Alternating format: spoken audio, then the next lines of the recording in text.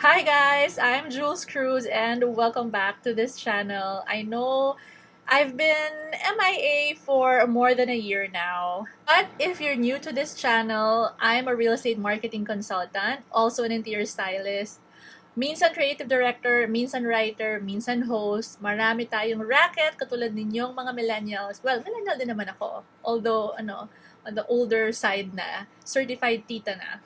But yun nga, since the pandemic hit last year, of course, I stopped my projects. Pwede namang ituloy, kaya lang very risky. And it's a privilege to be able to work from home still. And since now, naisip ko nga ang buhayin itong channel na to, na-inspire kasi ako sa Facebook group called Homebuddies. Somebody added me there and I was so happy to see a lot of you guys, millennials, doing DIY, yung mga pag-decorate ng houses, ng condos ninyo, na-inspire talaga ako. And it reminded me na bakit ko ba hindi ulit gawin? Even though I'm just, at home. Hindi ko nga alam ba't ako naka full makeup para lang sa video na to. But anyway, nakaka-miss din kasi to be outside, to be with people. And I guess this is my way of, adding more value and sharing with you my real-life experiences in real estate, in decorating homes, and also adulting tips. So if this is something you're interested in, please stay tuned. Click on the subscribe channel, subscribe button. Nakalimutan ko na kung paano. Also like this video. For the first topic, I'm going to share with you my top 3 lessons in home investments. If you're interested in that topic, stick around and let's get started. Marami din nagtatanong about property investments. What are the things I should take into consideration? Kasi nga, it's quite overwhelming. I also understand that because dumaan din ako sa posisyon nyo na yan. Kaya today, gusto ko i-share yung top 3 lessons. For the first lesson, make sure you're financially ready. I know it sounds cliche. Parang this is something that everybody says. What is financially ready for home investments? Okay. Number 1, make sure you have your emergency fund in place. I'm sure you've read all about this. Make sure na 6 months worth of your typical monthly expenses. Yan. But also, very important din yung number 2, which is insurances and savings or savings for your retirement. Yung insurances, lately ko lang na-realize, like last year lang actually, what this pandemic taught me is that insurances shouldn't be just all about life, okay? Meron din dapat tayo insurance para mabuhay pa tayo. to be so blunt about it, 'di ba? Ang life insurance papakinabangan ng family mo pag namatay ka. Anong papakinabangan mo para mabuhay ka pa? That will be your health insurance, okay? So, make sure you cover that area. It also depends on your situation. Marami sa atin ang single or not yet married, right? More than, having kids right away. Kasi marami tayong mga personal responsibilities, diba? And I'm sure, nababasa ko din yung mga posts niyo and comments. Meron sa atin ng mga breadwinners. Ito yung mga nagsusupport ng kanilang retired parents. So if you're one of them, I totally understand because we're the same. Alam kong hindi siya madaling gawin, but yun nga, sipag at tiyaga, kakayanin naman if you're committed to growing and progressing as a woman. Marami sa atin, hindi naman tayo galing sa mayayaman na family. Marami sa atin yung wala namang inheritance or, somebody to borrow money from or somebody who will gift us like how many millions of pesos. Walang ganon, di ba? Pareho tayo, hindi din ako ganon. Wala kang parang capital to start with. And I totally understand that. That's why you don't have to feel pressured to invest in one right away if you're not ready. So again, emergency fund, insurances, and savings. Yung savings, of course, it needs to grow. You have to make sure that you prioritize certain expenses before anything else. And the third one, under making sure that you're financially ready, is make sure you have the budget for your move-in expenses. Move-in expenses, ano ba yon? it depends on the developer that you're working with or that the developer that you invested in. But they also have what they call miscellaneous fees. Ito yung mga fire extinguisher expenses, Meralco, yung mga taxes, maraming mga fees yan underneath. You just need to ask kung ano ba yung laman ng miscellaneous fees na yan because it may vary from one developer to another. Ang advice ko sa inyo, before you start paying for your reservation fee or your equity during the construction period, tanungin nyo na, ano ba yung miscellaneous fees down the line? Because sometimes, nagkakagulatan, hindi na-explain yung aid ng agent. There are miscellaneous fees that you need to think about before the home gets turned over to you. Also, make sure that you have the right budget for your appliances and furniture. You will notice that I didn't even mention decor because it's nice to have, but it's not entirely important right away, especially if you're on a tight budget. So make sure that you invest on your basic appliances and furniture pieces to make sure that your move-in and the first few days or nights in your brand new home will be very comfortable for you. I can talk about the top things that you should prioritize before move-in in my next vlog. So stay tuned for that. Alright, number 2 or top 2 lesson would be do not rush your decision. Okay, backgrounder. When I was, I think, 28 years old, I just turned 28 at that time. Or I think I was 27 when the idea was floated, no? We had this employee housing program because I was working for a real estate developer.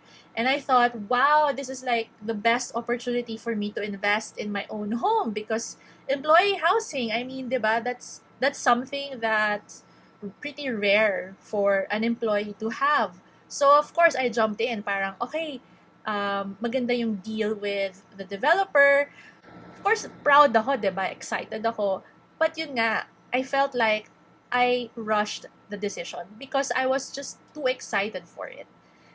I realized at year 4 that it's not that easy to maintain a house and lot. Ang daming expenses, nagulat ako. Siyempre, when you move in, kahit na maliit lang naman yung pinili kong house at the time, siyempre, inisip ko pa yung perimeter fence, papagawa mo pa yung garden. Alam nga naman, when you move in, diba, puro lupa lang siya. Siyempre, papagawa mo pa yung landscaping kahit simple lang. Isipin mo pa yung aircon, inverter, ang daming gasto. So, talagang nagulat talaga ako. So, ang tip ko sa inyo, if you've been thinking about investing in your own home, list down everything. Create your Excel sheet and study hard. You have to prepare. Ang daming mga expenses na kailangan isipin. So, kailangan ready kayo. And as much as possible, if you're going to loan from a bank or pag-ibig or whatever financial institution that you want to borrow from to be able to afford your house or your condo, make sure na itry nyong yung pang-furnishing nyo and appliances, huwag nyo nang i-loan. Kasi doble-doble yan and it will be very hard for you to pay off. Lalo na kung emergency, diba? And you're not totally ready to handle that. Be prepared. Kailangan meron kayong emergency fund also for your move-in expenses para ready kayo when you do move in and you encounter problems along the way. And the top 3 or the third lesson in home investments for me is it's okay to rent if you're unsure if you're not yet ready. Okay, unpopular opinion, because I'm in real estate, I'm supposed to be like selling you the idea right away. Like, okay, everything that gets offered to you, condo, house and lot, basta afford nyo na agad to get in, okay, invest na kayo. Parang, for me, if you're still renting, okay lang. There's nothing wrong with that.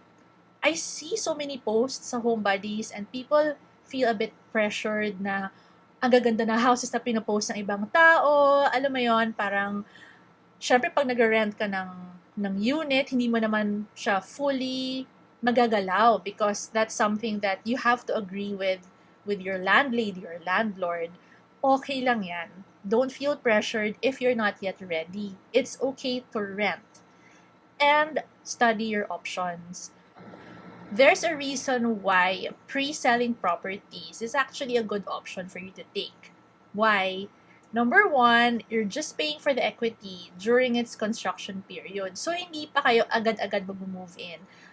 Parang you're just preparing or you're paying for the down payment in installments, right? So that's number one. And number two, you still have time, like mga 3 to 5 years, to save up for the move-in expenses, furnishing it, miscellaneous fees, lahat yon. May time pa kayo to save up for those things. Gusto ko ring sabihin na hinay-hinay sa credit card, guys. I know napakadaling bumili ng appliances, especially if you have a very high credit limit. Okay yan, gamitin nyo yan. Kung 0% interest naman sa installment, fine. If you're gonna get points for it, fine. You can use that. But make sure that you pay it off. So, huwag kayong ma-pressure. Okay lang yan if you're just renting for now. Save up. Study your options. Research. That's all I can say. And make sure that the location that you will choose is something that you feel strongly about. Not just, a place na 2 years lang kayo and then you're gonna leave. True story kasi, guys.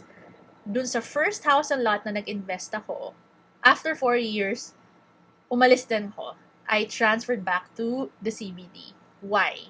Kasi yung house and lot, syempre, between a condo and a house and lot, if you're just in your 20s, again, yun nga, walang inheritance, you saved up for yourself and you're doing it on your own.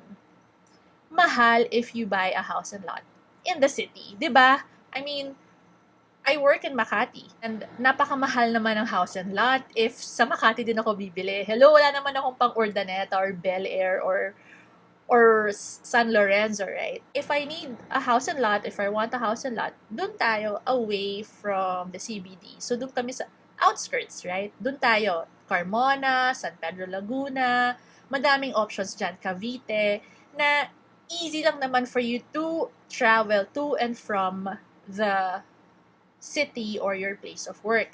Kaya lang ma-realize ko at year 4, nakakapagod pala mag-travel or mag-drive every day. Yung kasi yung time na talaga ang sobrang traffic, tapos syempre mag-OT ka pa. Alam mo yun, sumuko talaga ako. So, I decided at year 4, okay, I have to sell this house and lot and then move into a smaller condo within my place of work. Can you just imagine? Napakahirap magbenta. Kasi nga, syempre, parang busy din tayo, 'di ba? So, kinailangan ko talaga ng help. Buti na lang, the company I was working for helped me out. So, I was able to transfer to a condo in the city. So, hindi ko na kailangan mag-drive every day. But yun nga, imagine the expenses that I put out, in fixing the house, right? Everything that I had to do there, nasayang lang. So, kung sana, hindi na muna ako nagmadali at that time, nag-rent muna ako kasi nga, hindi pa ako sure if I'm really going to permanently stay in that area. Eh di sana, it would have been easier for me to get out of it.